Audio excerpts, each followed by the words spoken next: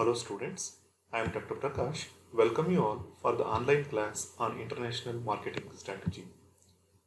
The topic for today's presentation is global marketing mix, in which we are going to discuss the last important element of global marketing mix, that is physical distribution. The main objectives of the channels are: the marketing channels exist to create utility for customers, and these utilities are place utility, time utility, form utility, and information utility. In place utility, it is the availability of a product or service in a location that is convenient to a potential customer. Time utility means the availability of a product or service when it is desired by a customer. Farm utility means the availability of the product processed, prepared in proper condition and are ready to use.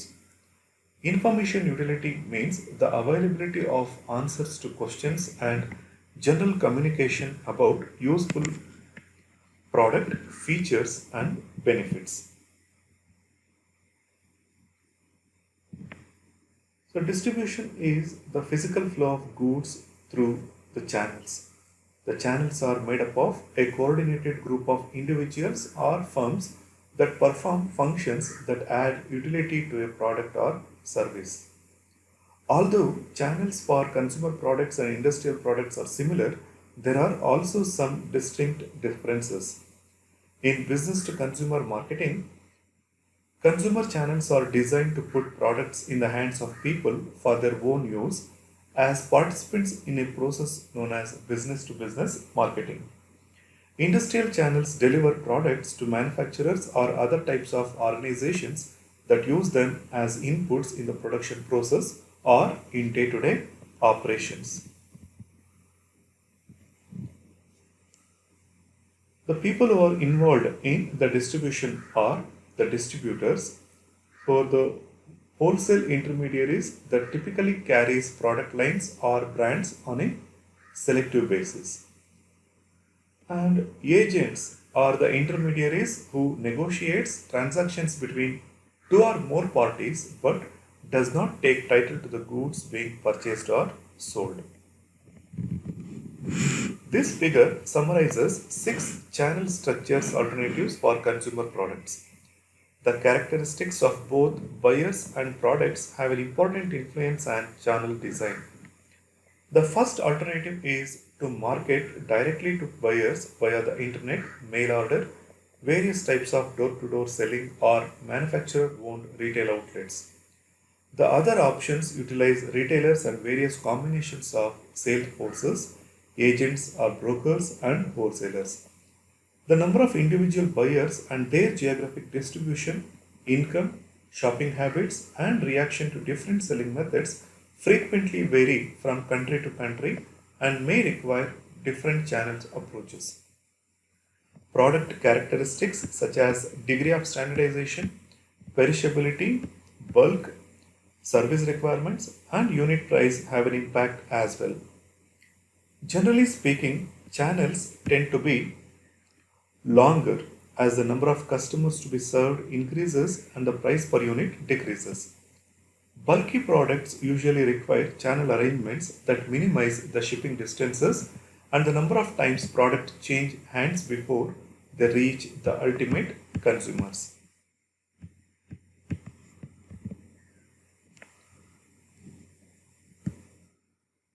With regard to consumer products, we have piggyback marketing, that is, the channel innovation that has grown in popularity.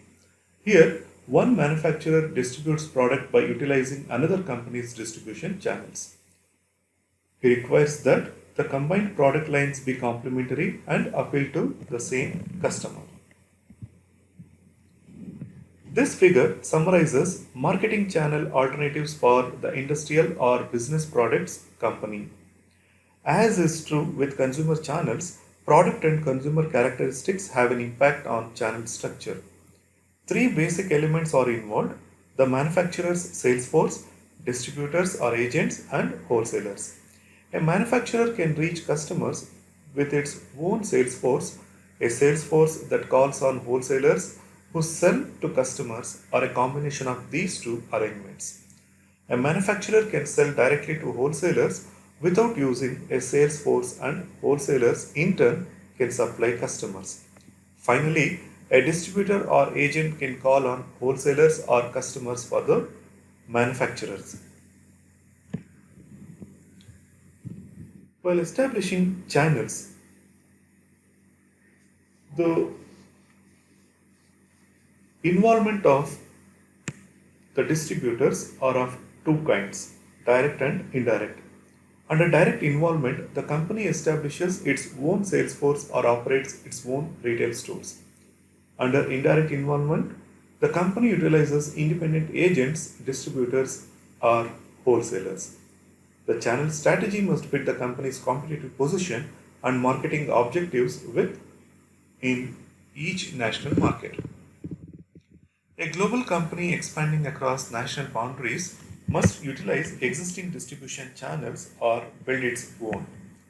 Channel obstacles are often encountered when a company enters a competitive market where brands and supply relationships are already established. Direct involvement in distribution in a new market can entail considerable expense. Sales representatives and sales management must be hired and trained. The sales organization will inevitably be a heavy loser in its early stage of operation in a new market because it will not have sufficient volume to cover its overhead costs. Therefore, any company contemplating establishing its own sales force should be prepared to underwrite losses for this sales force for a reasonable period of time. While working with the channel intermediaries, that is, select the distributors who don't let them select you, and that to look for distributors capable of developing markets rather than those with a few good customer contacts. They have to treat local distributors as long term partners, not temporary market entry vehicles. So, the channel decisions are important because of the number and nature of relationships that must be managed. Channel decisions typically involve long term legal commitments and obligations to various intermediaries.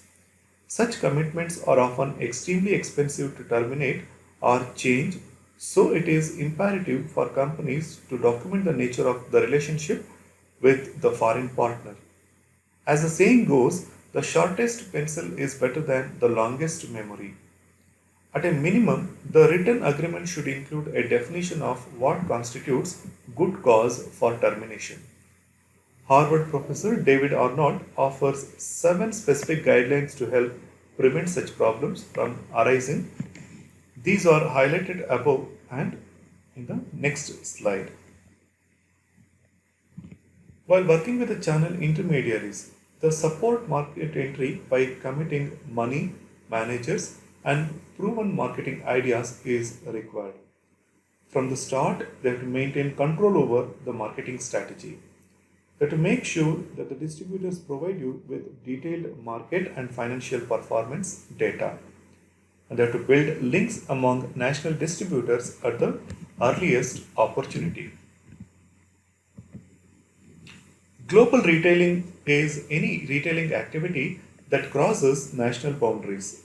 Since the mid 1970s, there has been growing interest among successful retailers in expanding globally. However, this is not a new phenomenon. For centuries, entrepreneurial merchants have ventured abroad both to obtain merchandise and ideas and to establish retail operations. During the 19th and early 20th centuries, British, French, Dutch, Belgian, and German trading companies established retailing organizations in Africa and Asia. International trading and retail store operations were two of the economic pillars of the colonial systems of that era. In the 20th century, Dutch retailer C&A expanded across Europe, and Woolworth crossed the Atlantic from the United States to the United Kingdom. Today's global retailing scene is characterized by great variety. This slide offers a survey of some of the different forms of retailing that can take place. Retailing stores can be divided into categories according to the amount of square feet of the floor space, the level of services offered, width and depth of product offerings, or other criteria. So they are categorized into departmental stores, specialty retailers, supermarkets, convenience stores, discount stores and warehouse clubs, hypermarkets, supercenters, category killers, and outlet stores.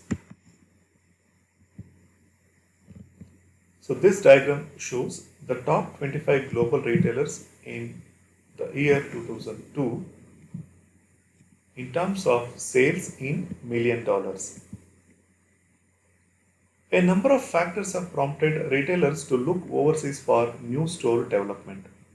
Companies must ask themselves the critical question on the slide. If the answer to the question is nothing, when competition, local laws governing retailing practices, distribution partners or patterns or other factors are taken into account. However, a company may possess competencies that can be the basis for competitive advantage in a particular retail market. A retailer has several things to offer consumers. Some are readily perceived by customers, such as selection, price, and the overall manner in which the goods are offered in the store setting. The last includes such things as store location, parking facilities, in store atmosphere, and the customer service. Competencies can also be found in less visible value chain activities such as distribution, logistics, and information technology. Here, three factors that are to be considered by the distributors are the saturation in the home country market, the recession or other economic factors, the strict regulation on store development with high operating cost. Where the critical question arises is what advantages do we have relative to the local competition?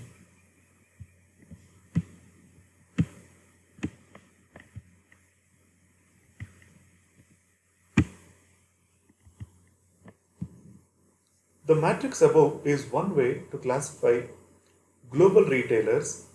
One axis represents private or own label focus versus a manufacturer brand's focus.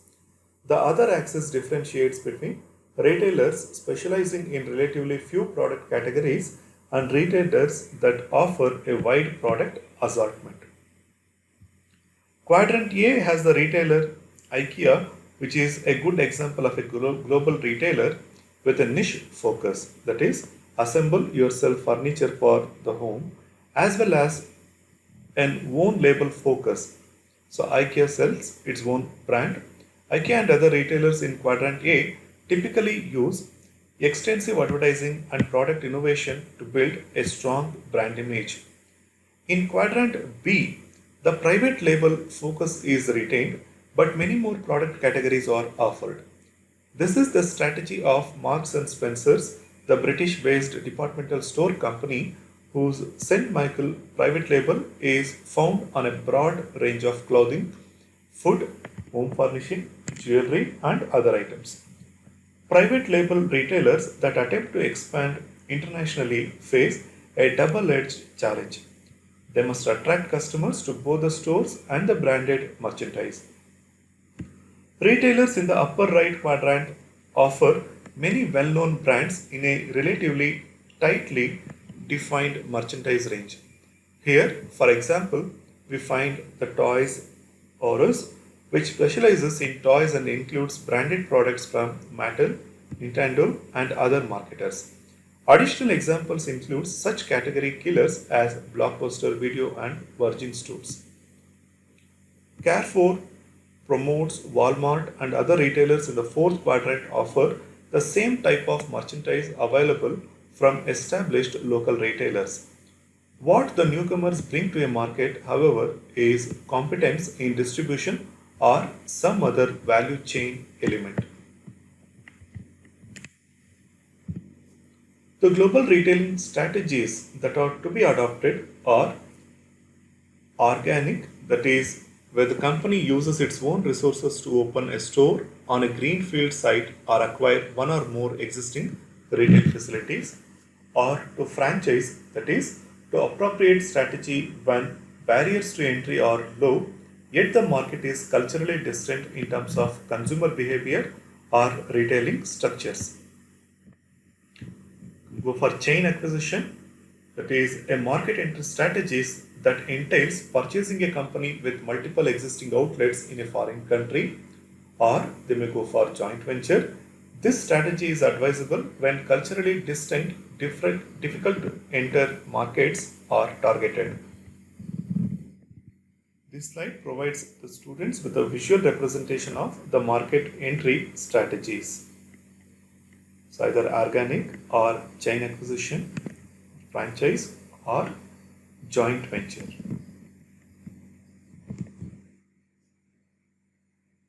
There are some innovations in global retailing. Innovation takes place only in the most highly developed systems. The ability of a system to successfully adopt innovations is directly related to its level of economic development. Even when the economic development is conducive to change, the process of adaptation may be either hindered or helped by local demographic factors, geographic factors, special modes, government action, and competitive pressures.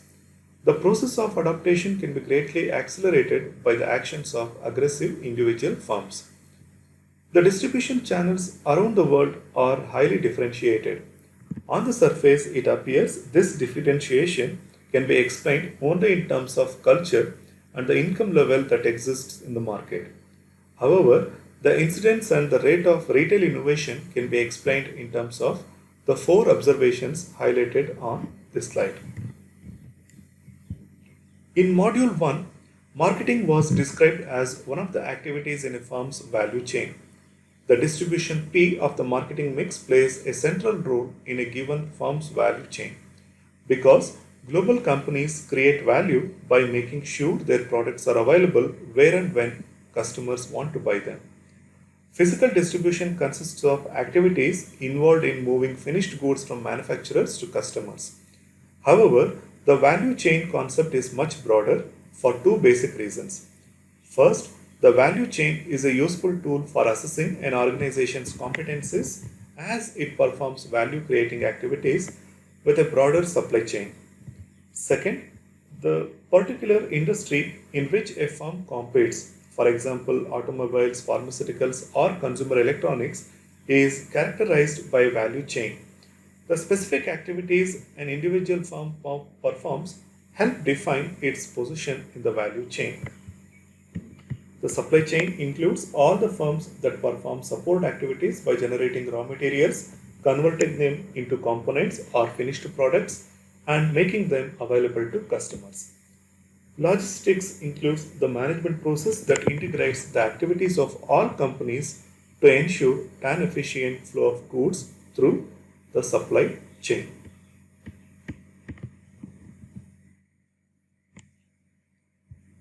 Order processing includes order entry, in which the order is actually entered into a company's information system, order handling, which involves locating, assembling, and moving products into distribution, and order delivery.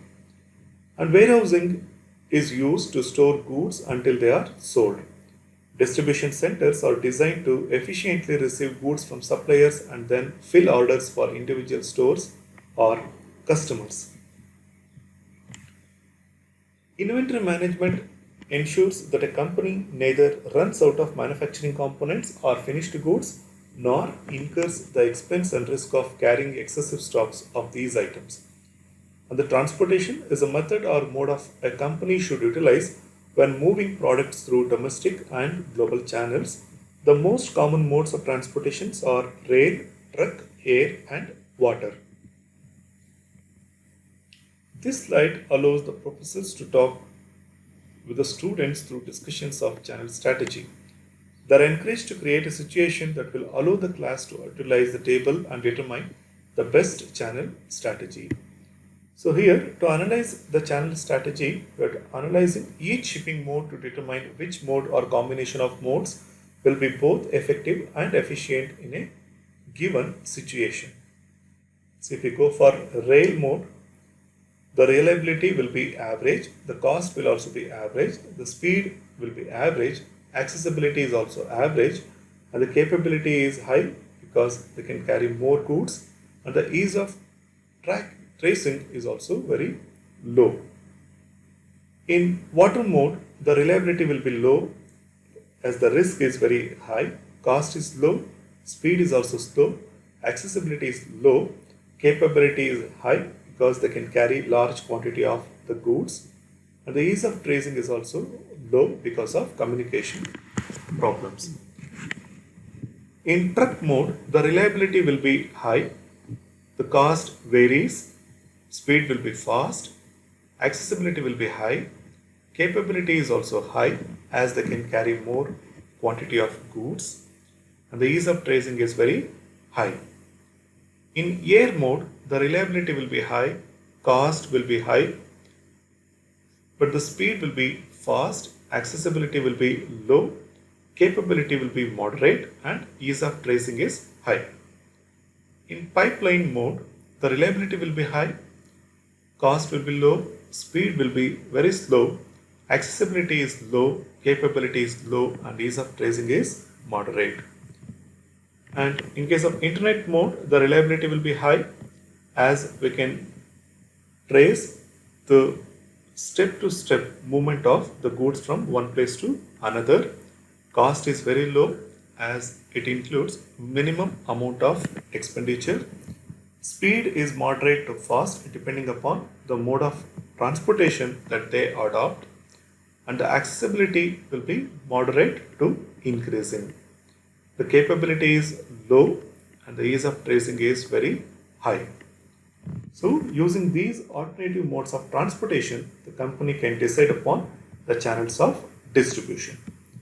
With this, I'll conclude this presentation. Thank you.